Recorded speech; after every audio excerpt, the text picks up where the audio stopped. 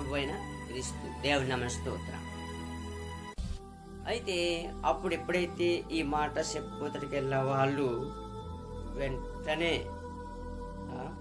వెంటనే వారు ఏమయ్యారంటే పరలోక సైన్యమును ఆ దూతతో కూడి ఉండి సర్వోన్నతమైన స్థలంలో దేవునికి మహిమయు ఆయనకి ఇష్టలైన మనుషుడికి భూమి మీద సమాధానమును కలుగునుగా కానీ దేవునికి స్తోత్రం చేయిచుండినట్ట.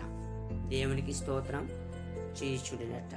ఎప్పుడైతే అక్కడ చెప్పిన మాట చూడండి, ఎప్పుడైతే దావీదు పట్టణమందు నేడు రక్షకుడు మీ కొరకు పుట్టి ఉన్నాడు, ఈయనే ప్రభు అయిన క్రీస్తు,